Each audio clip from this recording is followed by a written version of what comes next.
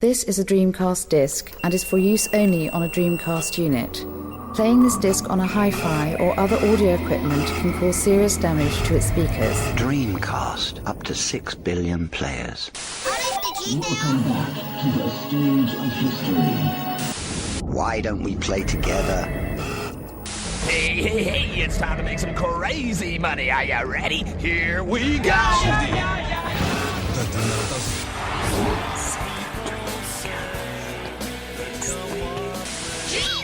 Please stop this disc now. Dreamcast disc. Please stop this disc now. Actually, don't do that, because if you do, you'll miss the high quality programming heading your way over the next hour or so. Some people still ask what the music clip is that plays in the intro, and it's not Oasis, it's Salford Keys, which is a parody band from Metropolis Street Racer, so now you know. Welcome to another episode of the DreamPod from the Dreamcast Junkyard. This is a newscast episode where we'll be discussing some of the latest happenings from the Dreamcast scene. Joining me is regular co-host Lewis. Hello, Lewis. Hello, Tom. I am feeling as sprightly as ever. Excellent. I forgot to introduce myself. My name is Tom. Thank you, Lewis, for reminding me that my name is Tom. Yep. Also joining us for the first time, well, I say the first time, is a new voice, a long-time member of the Dreamcast community, long-time reader of the Junkyard blog, recent addition to the blog editorial team, and now almost debutant on the DreamPod. Welcome, Lawrence Goodchild, a.k.a. Lozz. Welcome, Lozz. Evening, lads. It's a pleasure to be invited onto the DreamPod. I know you only, reserve these spots for the most distinguished guests, really. So I'll take that as a compliment. Yeah, I say almost debutant because you did send us a voicemail for episode 100. So this is actually your second coming on the DreamPod. How do you feel? It's my first time podcasting, so, I've got a few butterflies, but I'm sure the very friendly co-hosts will make me feel welcome. I was hoping you'd say you felt resurrected, second coming, resurrection, all that kind of thing. No? Shall I just go? No, we'll have to wait for the third podcast. I enjoyed your thorough reviews of both Postal and Shadow Gangs, as well as your recent news roundup, which we'll be basing some of today's chat on the pod. But seeing as it's been a couple of months since our last episode, I'm intrigued to know what you guys have been playing on the Dreamcast or on other systems. So I thought we'd have a little bit of just a go around the room and chat about some of the games we've played in the recent past. Lozz, I'm going to come to you first as the semi-debutant on the podcast. Brilliant. So what have you been playing on the current gen of the Dreamcast?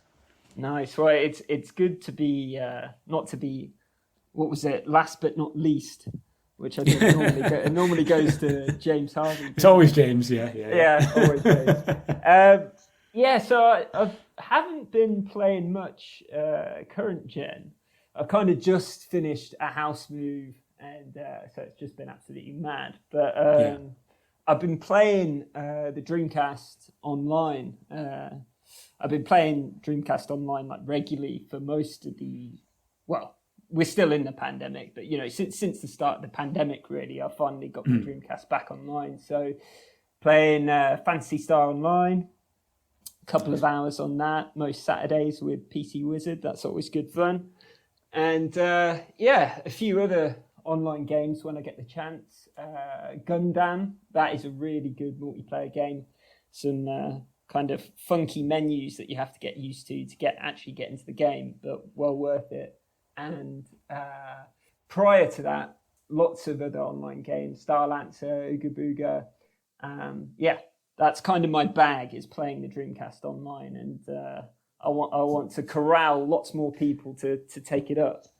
I'm guessing it's all through DreamPie and Dreamcast Now, is it? Yeah. Dreamcast Live, DreamPie. Yeah. Hit up Dreamcast Live. We could probably put a link in the description, can't we, for folks who want to check it out.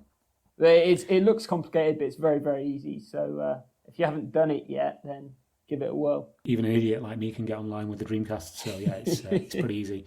Anything on current gen, Lozz? No, actually. I have got a Nintendo Switch that's sat in the corner of a room, very, very dusty. I had a pretty rampant Rocket League addiction on that for a few years, but that's been thoroughly broken now. So no, nothing current gen. Well, you'll have Driving Strikers, won't you? Yeah, I was going to say exactly to Driving Strikers. Yeah. yeah, it's come back with a vengeance. Yeah. Brilliant. Thanks a lot for that. Lewis, what have you been doing?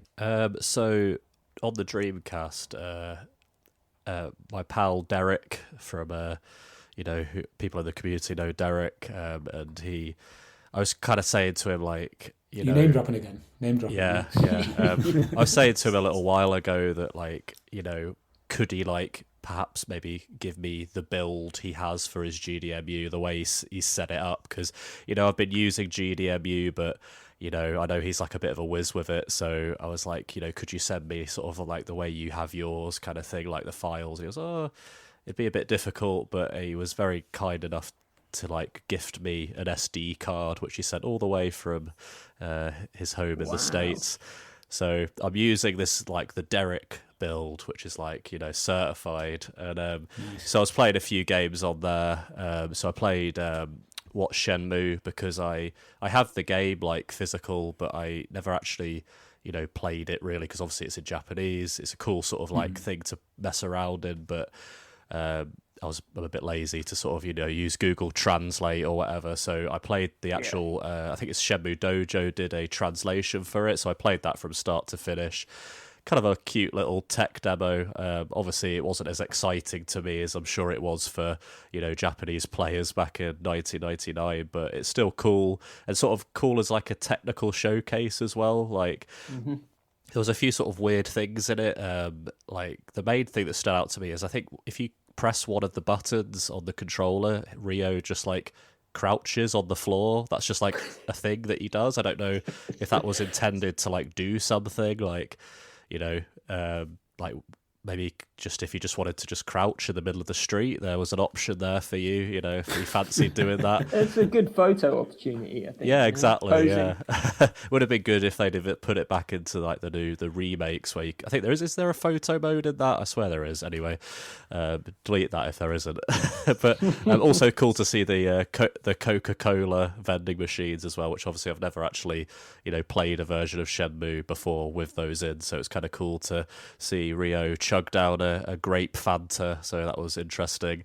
But also kind of slightly relevant is obviously because, you know, we found out recently that you know, Mr. Yukawa you know, passed away. I think it was was it a year ago, and they only announced it recently, so it was cool to play the whole plot line where he, like, you know, runs after Mr. Yukawa. So that was like really cool to run through that, and obviously see that famous scene where he wakes up in a room of unsold Dreamcasts.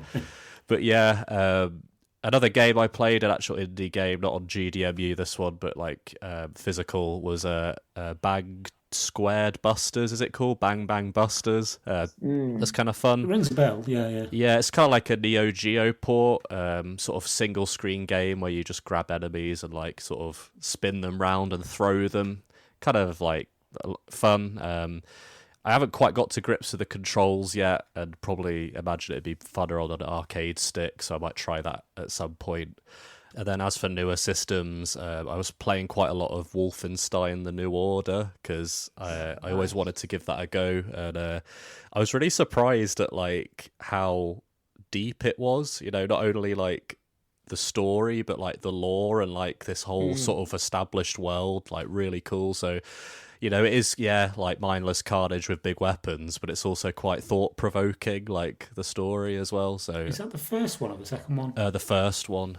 Yeah. But I've got the second one ready, because I think I mentioned this on a previous podcast, but my granddad, he's a bit old now. I think his arthritis in his hands has gotten to him, but he has been for many years an avid gamer. So Wow. I just went round recently to visit, and he had the next Wolfenstein on PS4. I was like, can I borrow this? So I've got that one ready, and so that'll be great. I've heard that's actually like, you know, a really good sequel as well. You know, they didn't they didn't drop the ball with it. So yeah, I'm excited for that. And then finally, just on modern systems, is on the Switch, a game called Pocky and Rocky Reshrined, which is a like redo of a shooter I really like on the Super Nintendo.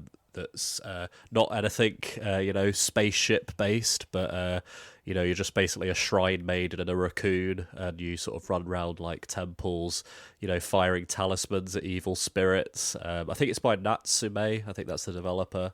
But they did this this reshrined version, and it's more than just like they've put it on the Switch. It's like they've completely overhauled, the sprite work, and so. And a good way to sort of see a comparison is actually Digital Foundry did a video on it. On the original, like you might be going down like sort of a generic sort of stone pathway with like some sort of temple bits around it, but on this it'll be like a whole staircase with like rock formations and plants and like other sort of flourishes of scenery. So they've like really overhauled the game completely, like added all this beautiful sprite work. So it's really, really fun, if not kind of hard, but it's one of those games where the more you play it, the better you get, and the sort of so that's really good, and I really recommend people check that out if you're into shooters and sort of like Japanese games that are very charming, I guess. Yeah. What's that one called again? Sorry. Pocky and Rocky Reshrined.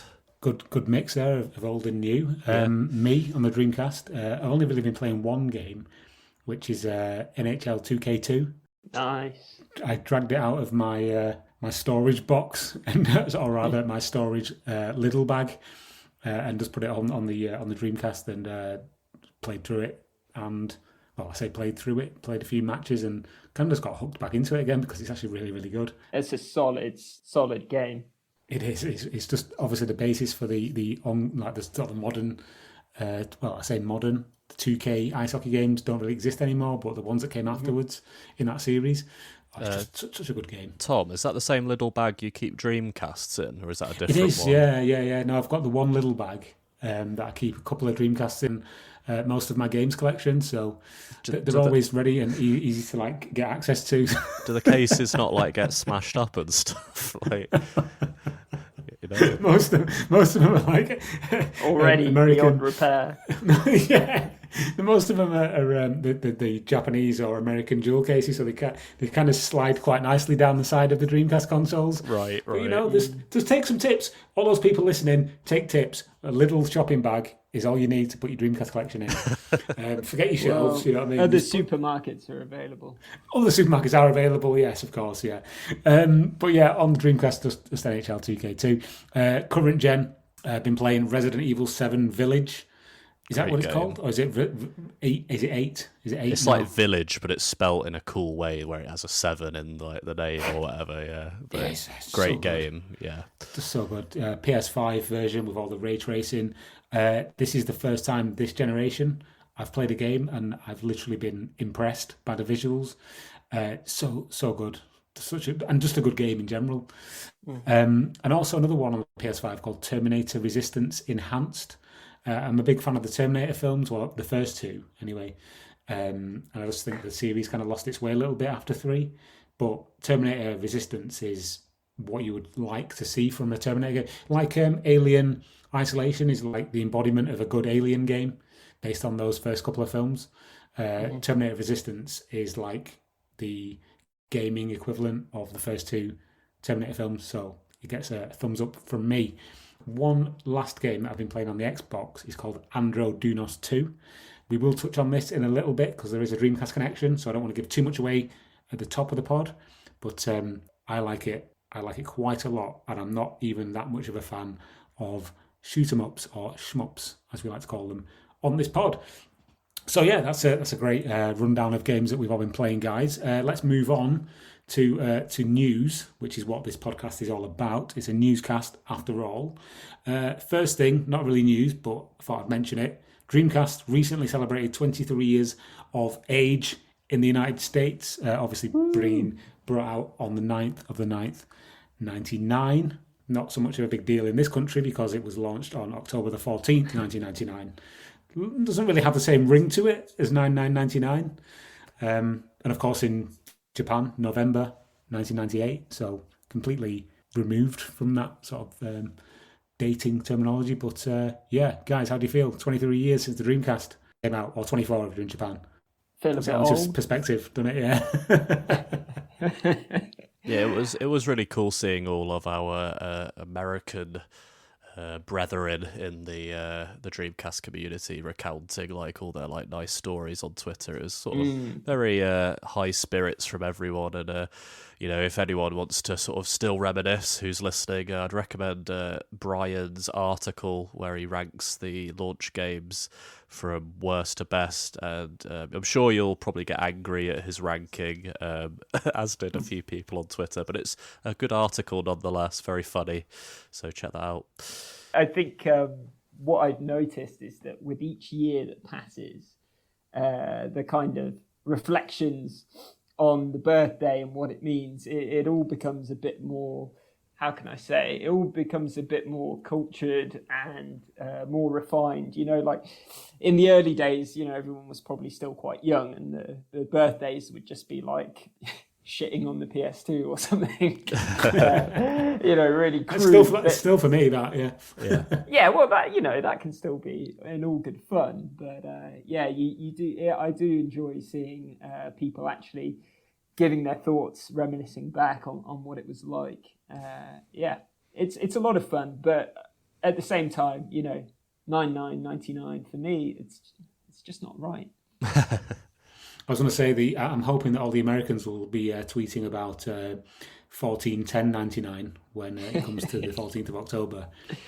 It doesn't really have the same ring to it, does it? 14/10. But for them it'd be 10/14/99. Yeah. Exactly. So 23 years of the Dreamcast. Wow. It's 24, as I said, in Japan. Just wanted to mention, before we jump into our first proper news little bit, that Shenmue World Issue 2 launched. It was actually some time ago, but I only got my copy recently. And just like Shenmue World Issue 1, it's just a brilliant homage to all things Dreamcast from Shenmue Dojo. And we will have Jim Brown, aka Skill Jim, on the podcast in the near future to discuss all things Shenmue. So look out for that in the very near future. But present day, let's talk about news. New Dreamcast releases coming thick and fast. Wave Game Studios at the forefront of this renaissance, as we generally call it, with things like Shadow Gangs, which you reviewed excellently on the blog, Lozz. We've got things like Ployd and Recnum from Nape Games, and there's a game called Moorthorn that's recently released for the Dreamcast. Lozz, I know that you did a fantastic news roundup for us on the Dreamcast Junkyard blog, which we will link to in the show notes. Thoughts on these games? Which ones have you played? Obviously, you played Shadow Gangs, but your thoughts generally, really. Yeah, I've played quite a bit of Shadow Gangs. Obviously, it's only fair to do so if you're reviewing a game, I think. And I feel like that's one of the big releases of the year. We're kind of at a weird stage now where we're getting so many releases that, you can kind of start to differentiate between them. But I think that's one of the big ones, mainly because, it's been in the works for a long time. It's a kind of homage to Shinobi in a lot of ways. And I think, given the age of many of the Dreamcast fan base, I think that just appeals to a lot of people. Yeah. Really gorgeous game, big sprites, quite a fun twist to it, really. Like with the voiceovers and that, I found them quite funny. I hope they were. So did I, to be honest. Intended to be so. I must admit, the kind of hard as nails style to the game took some getting used to. I think I've been softened up in recent years playing lots of, very forgiving games. But it was received really, really well. I think there's a lot of people that are looking for that kind of thing. And the handling of the release by Wave Game Studios was very good. JKM got that through really quick into production. Superb. Just production quality with the manual and just the overall kind of glossiness of the whole package. Really, this game could have been released. We've said this before on the podcast, but a lot of these Wave games could have been on shelves back when the Dreamcast was contemporary. Such is the quality of the releases with the glossy paper and the nice printed disc, and even just not just the physical appearance of the game, but the game itself, like the quality of life additions that they put in there, And what about these other games like Ployd and Rechnum? Have either of you two played any of these, or Morthorn? I must admit, I haven't, and that the knowledge I have of these other recent releases is pretty limited. I mean, I get the sense. I need to double check this, but I get the sense that that might be quite widespread because the initial print runs were pretty small. I think Morthorn, it was only produced. The numbers produced only accorded with how many pre-orders were in on the Kickstarter, and I think it might have even been in single figures. Obviously, that doesn't mean it's not a good game. If it is a good game, I'm pretty sure one of the various publishers out there, whether it's Wave or Pixel Heart or whoever, might pick it up and do a reprint. But I must admit, I don't actually know very much beyond that. I think a lot of these games, because they are kind of based on like Nintendo Entertainment System games, they do kind of get overlooked a little bit, but I think by the Dreamcast community, because they see them and go, that's not really what I want to play on my Dreamcast. But as Mike has alluded to several times, some of these games are really good. Yeah. Yeah. I mean, I know about these games because of Mike, and he knows about them because of a chap on Twitter called Chris Nunn. So shout out to Chris. He'll literally always tweet at us like, "Hey, have you seen this new Kickstarter for obscure Dreamcast game that like no one else has seen?" And we're like, "Oh, thanks! Like, thanks for the heads up." So he's like on the pulse. So he's our like kind of secret sort of spy that's like lurking in the shadows who tells us all these things. So Chris Nunn, keep doing what you're doing, Chris. Yeah. I don't know where he gets that news from, but just keep it coming. Yeah, I think I don't know too much about Ployd and Rechnum, but I think Morthorn is kind of like a Metroidvania kind of game. So, but they're all like NES. I think like Flea as well. There's a few like this where there's like a thing that could run on the Dreamcast that like runs NES games. So from these discs. So yeah, there's quite a few like this. I believe if you put the disc into a computer, Low Tech Games, Alistair Lowe showed on his TikTok that like if you put the disc for Flea in a computer, you could just take the NES ROM and just play it on an emulator. So the same is true of Beebis too. You could put the disc in a computer and you could drag the ROM off and play it on a NES emulator on your PC, which I did. With Beebis 2, I must admit I was a little bit when I put the game in initially. Most of these, you wouldn't know that it's running on an emulator per se, but you put Beebis 2 in, and it actually comes up with the Nesta DC screen or logo. At least it did on my copy, and I didn't really like that, to be honest with you. But I think that game was put out for what, £20, I think. And then went down to £10 as well very quickly afterwards. So So for a tenner, what can you get for a tenner these days in this economy? So, maybe like one like Wham bar or something. Oh no, you can get like a minute of like your house being lit up. A couple of other big upcoming releases are, as we've previously mentioned, we've got Driving Strikers from Luke Benstead, which is the Dreamcast take on something approximate to what's it called? Rocket League. Why did I forget that name then? It's the biggest game in the world. Yeah. Rocket League. And it's got online multiplayer capability as well, which I believe is the first for an indie game on the Dreamcast, which is pretty big amazing. Deal, yeah. And also Andro Dunos 2, which is a game I have played very recently on the Xbox Series X. It cost me a grand total of £3, and I must say, big spender. I know, it's an excellent game. It really is, and if it runs anywhere like as smoothly on the Dreamcast as it does on the Xbox, it will be, for me, up there with something like Sternwind. It's that's high praise indeed, I know, but it's basically a Visco-style Neo Geo shmup, horizontal scrolling. You get similar, again, mention Sternwind again, you get a similar kind of mechanic where you have different weapons that have different trajectories, so you can use them and flick between them on the fly. So if enemies come behind you, you can like flick between the one that shoots forward and the one that shoots backwards. And amazing soundtrack, really smooth gameplay, just brilliant game.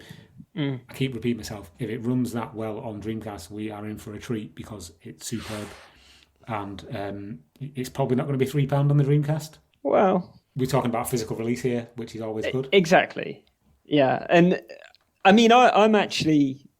I hadn't paid too much attention to this because, well, the way Pixel Heart tends to work is that they announce like a big tranche of games all at the same time, and so I think a lot of them have already released, and I almost forgot about this one. But from what I've been reading, it's one to look forward to, and that hasn't always been the case, really. There have been a few releases from Pixel Heart where, some people have felt that, they're a bit stripped back, a bit of a rush job. But with this one, it's really exciting because it's a new IP as well, right? Well, not a new IP, but it's a new game. It's not just a straight port of an old game. Essentially, yes. So Andro Dunos 2 is a new sequel for modern systems in the vein of the original Andro Dunos, which was a Visco game on the Neo Geo, I believe. Correct me if I'm wrong. But yeah, this is totally new for new systems in that same vein.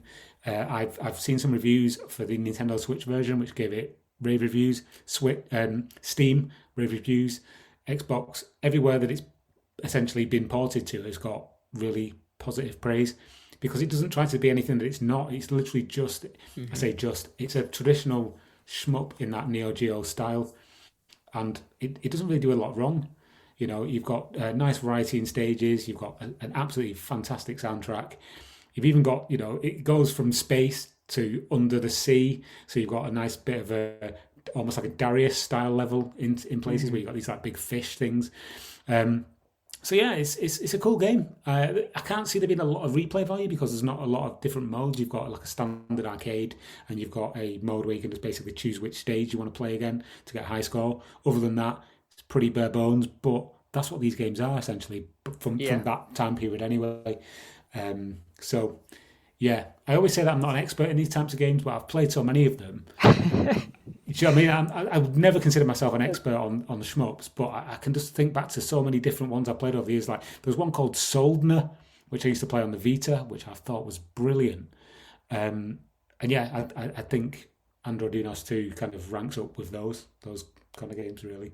I am partial to a shooter. I normally prefer a vertical one that you can stick in Tate mode. Yeah. But I mean, I'm rubbish at them, of course, especially the kind of bullet hell ones. I stick it in easy mode and rack up the credits. Yeah, same. I mean, I did that earlier on Andro Dunos 2, and I gave myself the easiest difficulty, gave myself the maximum amount of credits, and I still got only up to like level 7 of 10. So I'm just like, yeah, you're not the best, let's be honest. But it's just about having fun and seeing what the different stages all look like, Yeah, so, absolutely. Yeah. From games that are coming to the Dreamcast, though, to games that maybe aren't coming to the Dreamcast, and this is a bit of an exclusive we've got here. Final Vendetta is a game that came to Switch and other current-gen systems in the recent past. This is a side-scrolling beat-em-up in the vein of Final Fight or Streets of Rage, and it's, again, been getting really good reviews.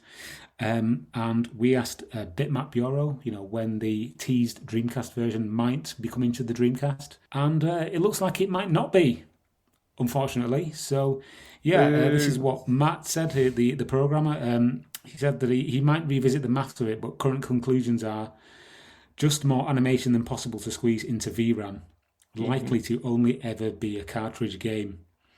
He said he'll run the numbers again this week. Now he has the Neo Geo data, but it's pretty sure that it's not coming to the Dreamcast just because of the limitations on VRAM. So yeah, bit of a blow, because I was looking forward to that. It's a great game on the PS5 and on the Switch, and on everything else it's on, to be honest. So yeah, it's quite surprised to learn. I'm not a programmer. I always qualify everything I say by saying I'm not a programmer, so I don't know. But you would have thought looking at it on the surface, that a game like that would be fine to run on the Dreamcast, but evidently not. No. So Get Ian Michael on it; he'll sort it out. well, this is it. You could we'll talk about Ian Michael a little while later. But we had this conversation earlier on today. It was like, there's so many talented people in the Dreamcast community that I'm pretty sure anything is possible with the amount of talent scattered around the Dreamcast community. I think also, like, for developers, like, it isn't just the case of, you know, perhaps maybe you could sort of kind of get it on Dreamcast. I think if you were a developer and you'd like put a lot of time into a game and then, you know, you try to get it running on the Dreamcast and perhaps it wasn't running like to the best of its ability, I don't think that would be good enough, would it? Like, I imagine there's kind of an air of, you know, perfectionism in that as well. Like, you want your game to look the best as possible. So, you know, I can understand that. Yeah, and those sentiments exactly when we talk a little bit in a while about one of the upcoming topics. The man we just mentioned, Ian Michael, says pretty much something similar. So yeah, I was just going to say, I think it's something to be commended, really. If that's the case, if you know, if you could butcher it and somehow manage to get some kind of zombie version running, and you decide not to, then that's really commendable. I mean, we could get a cloud version. Cloud version of Final Vendetta. Yeah, it'd be like one of these, you know, downgrades when you used to get something on your Master System when everyone else had their Mega Drives. Anyway, moving on to something a little bit more positive. Lozz, if I say the letters KDDI to you, does that ring any bells at all? Yeah. King. Something. Don't mention the king. Don't mention the king on this podcast. Yeah, cut that. Cut that.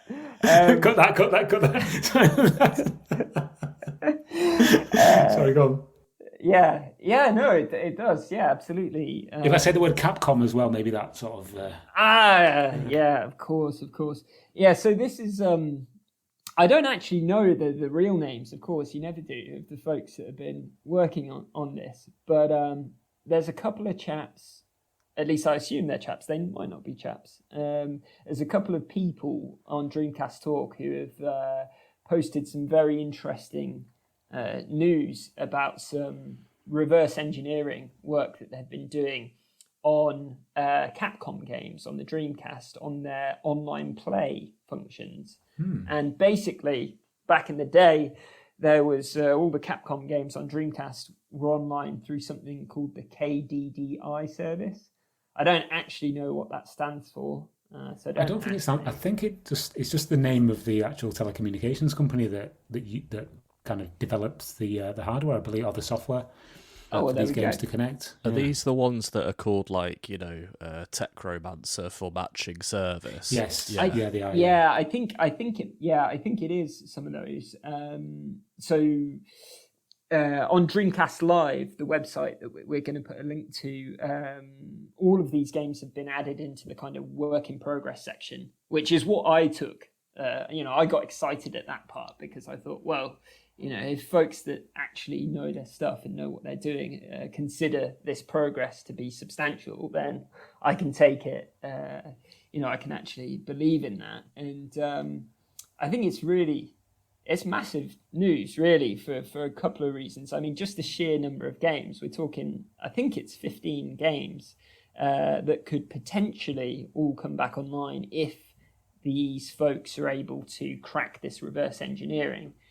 And also, I think it's just really significant because a lot of the time, folks talk about getting things back online. There's a kind of a lot of hot air.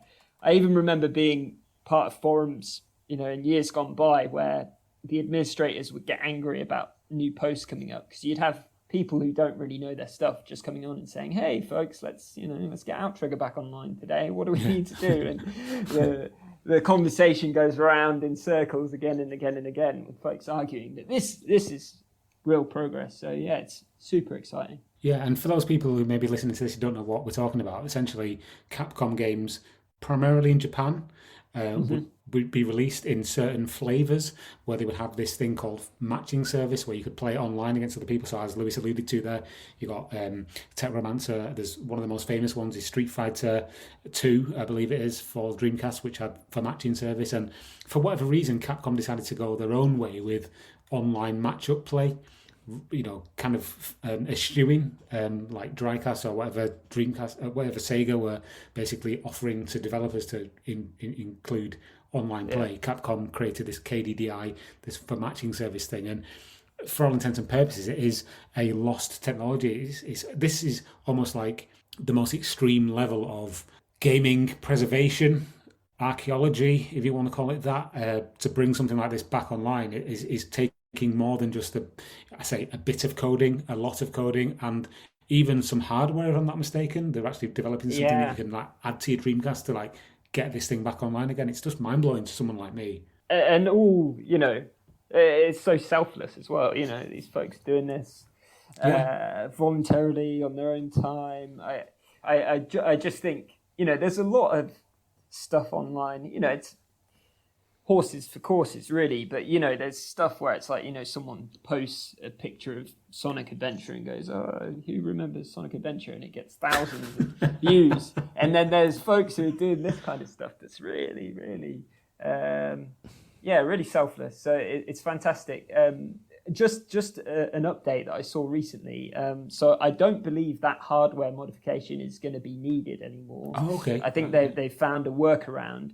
And also, recently, I believe it was Sega RPG Fan, if I'm not mistaken, posted a photo showing that they actually got this working over LAN. So between DreamPods. So fingers crossed, you know. This is what I really want for Christmas. So let Santa know.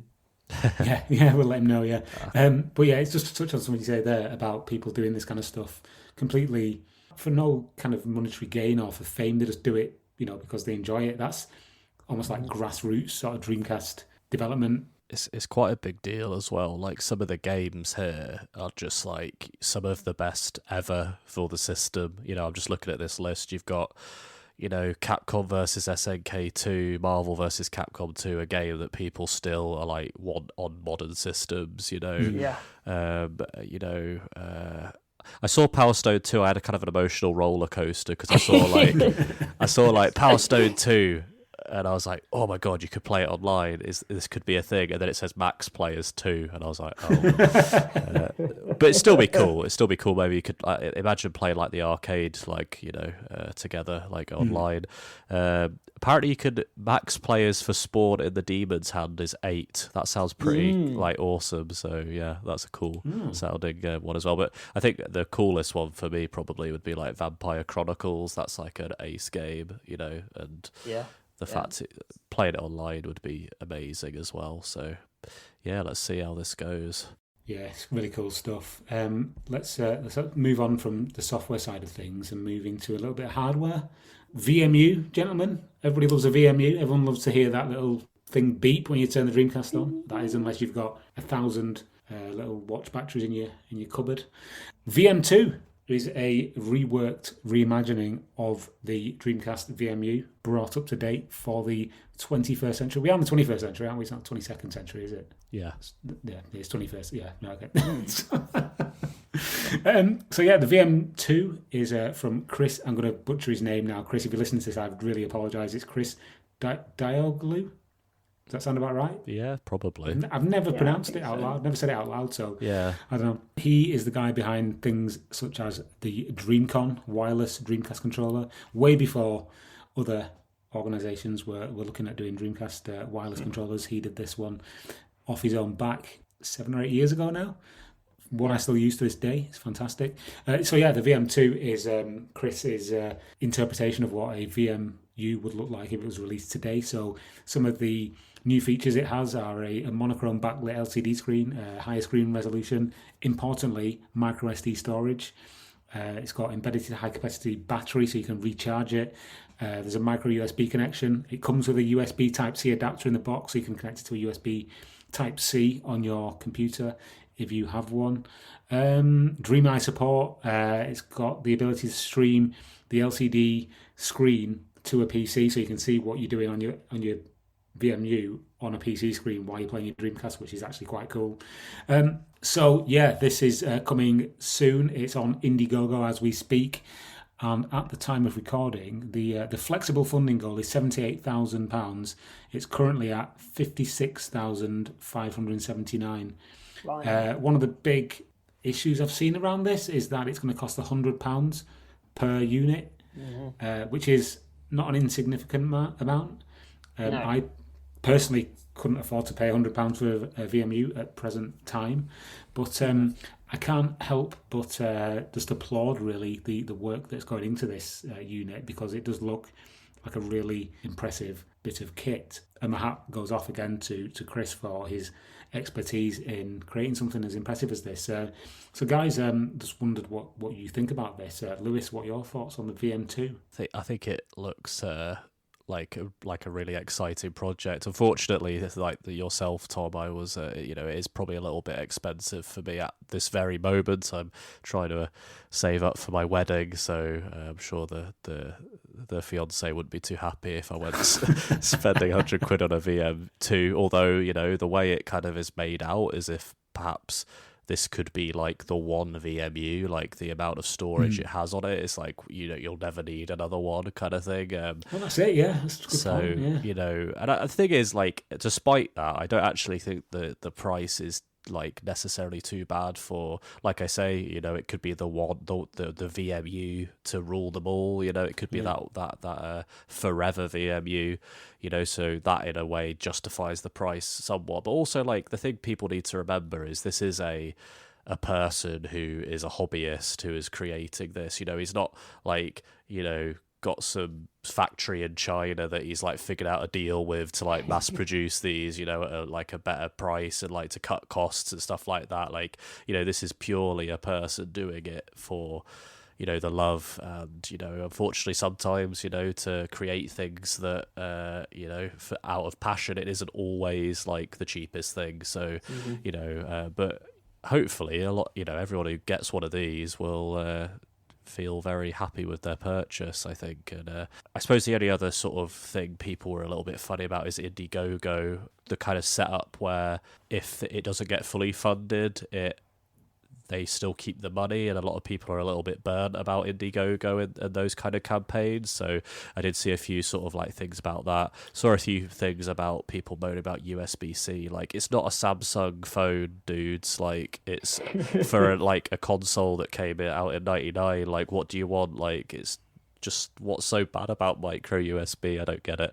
Anyway, but I also did see it wasn't compatible with Macs, which for the sort of embarrassed bunch amongst us, like myself and Tom. I'm literally on a Mac right now. Yeah, so, as am I. People like shaking their fists at us, right now. But yeah, apparently it's not compatible with a Mac, and I'm not quite sure why that is. Like, is it not the case that you just put an SD card into the Mac and you put stuff on it? I'm not quite aware of like how you actually put stuff onto the VMU, really. So, to be fair, mate, you could just buy a PC. Yeah. Yeah. I think it's out of choice, really. It's just to shun the people with the Macs. And we deserve it as well. We deserve it, yeah. Considering most of the Dreamcast Junkyard content has been created on a Mac, I think that he actually owes us. Yeah, be grateful. Yeah, no. But maybe the Mac edition will come, and it'll have a nice Apple logo on the back, and you can pay, yay, £200 for it. Yeah, and it'll stop working after 2 years. Yeah. Random aside, has anyone got a taxi recently? Like, there's a load of like taxi drivers who seem to have like these like air fresheners that the Apple logo with like the Ferrari logo in the middle. Like, I don't know why I just thought of that, but that's just so weird to me. Like, what? Sorry, random aside. No, I've not seen that, but now I'm gonna have to look out for that from now on. Yeah. I think what we need to do is get some air fresheners with the Dreamcast Junkyard logo printed up, and you can hand them out. We should, yeah. Yeah, or fridge magnets. An air freshener that is in the shape of a VMU. Yeah. We're going off topic now. Lozz, any thoughts on the VM2 project? No, I think it looks really promising, and I totally get why people are burnt on Kickstarters, Indiegogo, etc., because there's just so many times that people do lose out. But I think Chris obviously has good pedigree. I think he's trustworthy because of the work he's already done and how many satisfied customers he's got. And I mean, £100, it is. Personally, it makes three of us. I can't afford to shell that out right now. I mean, maybe if I went and turned my thermostat down a bit, then I'd be able to. Get a new kettle. Yeah. Get a new kettle, of course. Put some of what was it, metal or whatever it is behind the radiator or whatever. I can't remember that thing. Yeah. But I think really, maybe in the spring I might consider it. I think £100 for a premium project is pretty reasonable when you think about, he has to probably buy all the parts, spend the time putting them together. He's obviously put all this time into research and development. Shipping's not cheap. I think it's a fair price, and if people think it's fair, they'll pay it. And obviously the take up, I was surprised to hear it's already hit that figure. What was it, 50,000? So 56,000.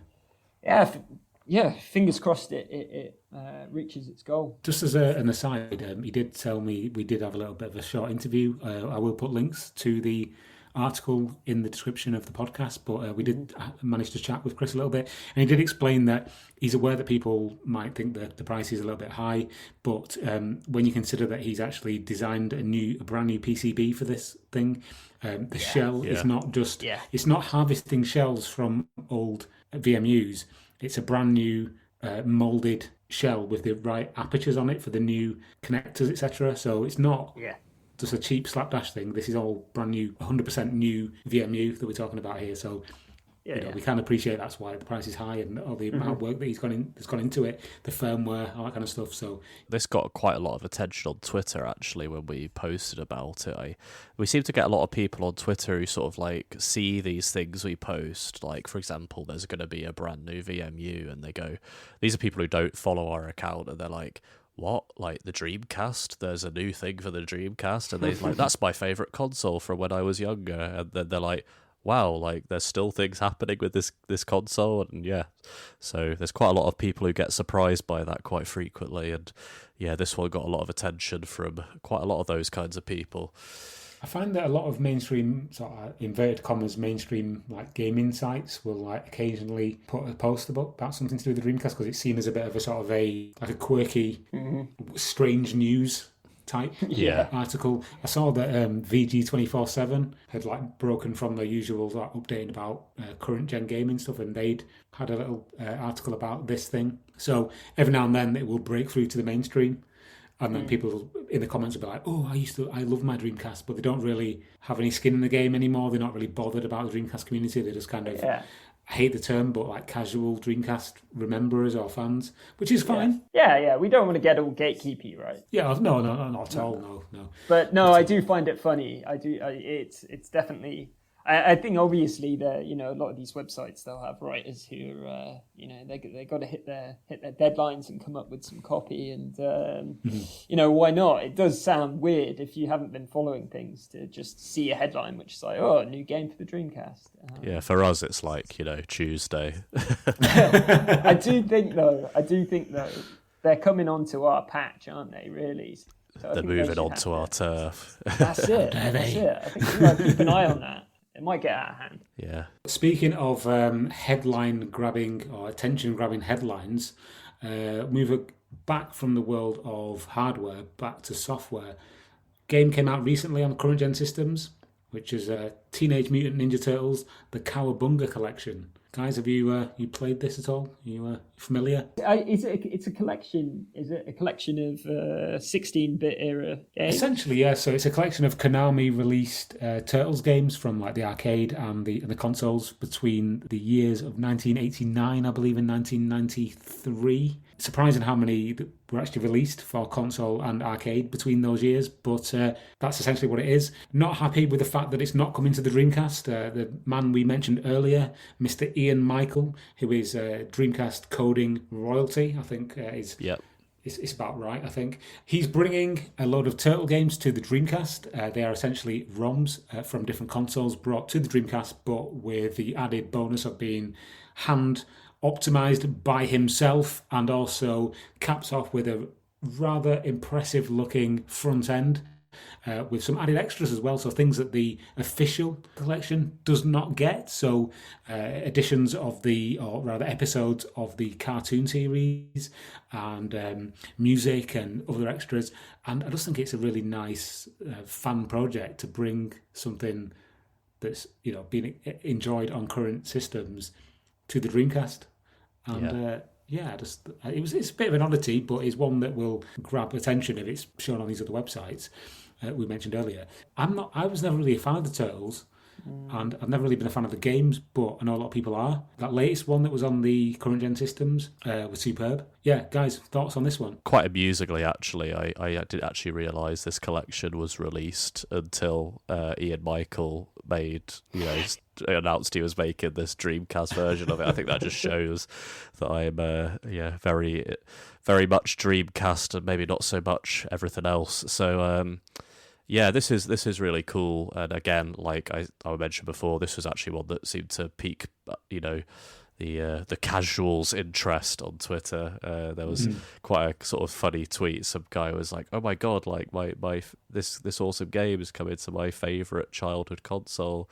No, he said dead console, and I went far from dead. And they're like, "Oh my god! Like I need to check this out now." So I sent them Lozz's article, but this is really cool. And if anyone wants to sort see Ian Michael's kind of handiwork at evidence of it, just check out the demo disc that came with Sega Power. That was all him who did that sort of layout for that really cool demo disc. So he's I guess he wanted to do a little bit more of that, and this is his newest project. So he really is just mega in the scene, isn't he? He'll just kind of, I don't know how he does it. He just turns stuff out constantly. I've just decided to do this.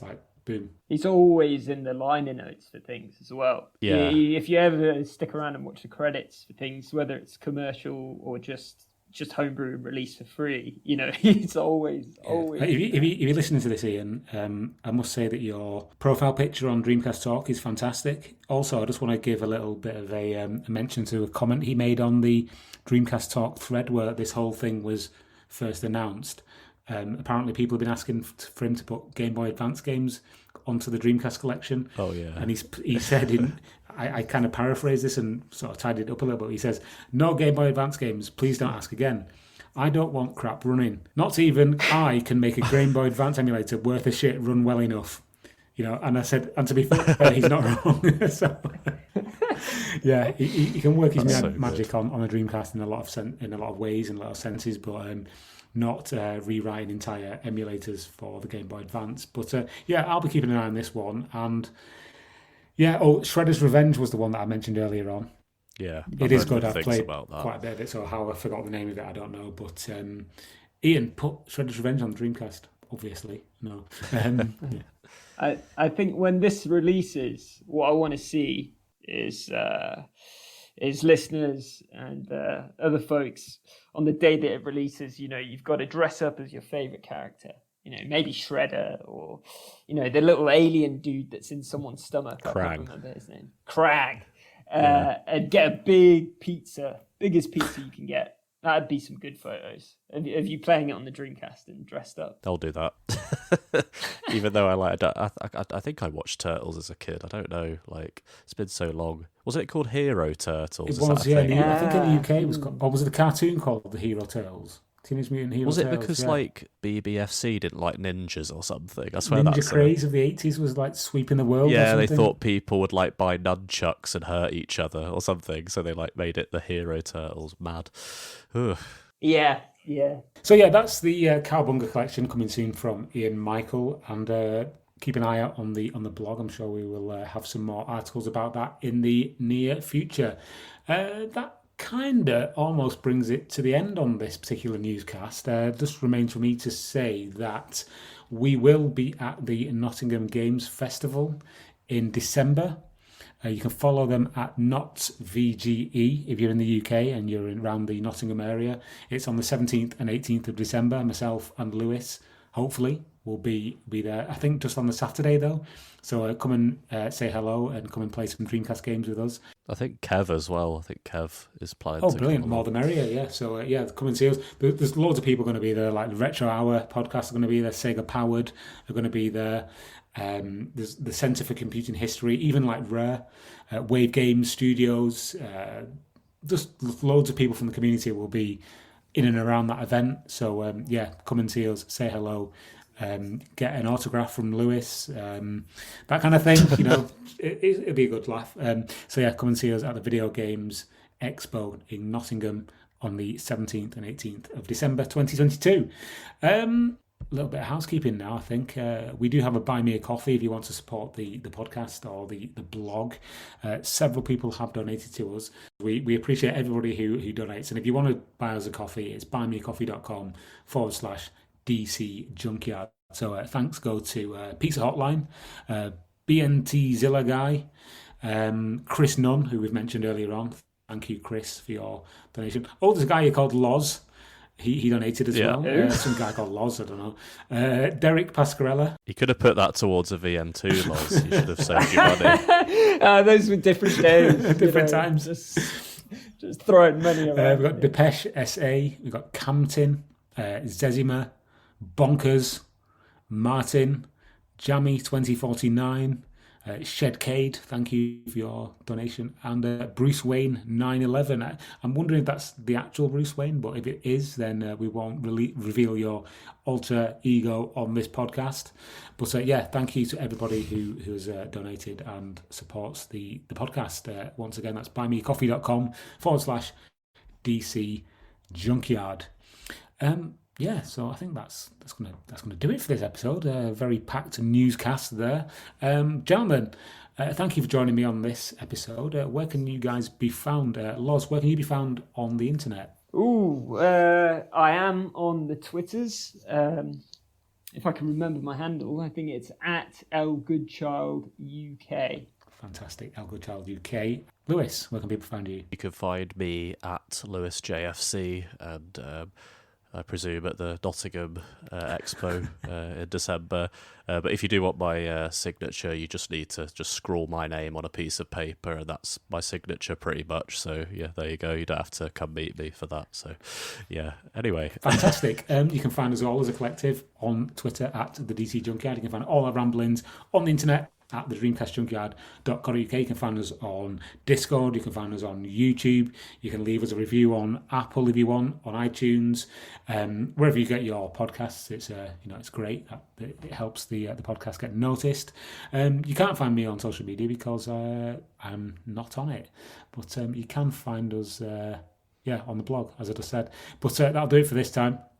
Join us again for another episode in the very near future. Thank you, Lozz. Thank you, Lewis. And thank you for listening. Until next time, goodbye. Here we go!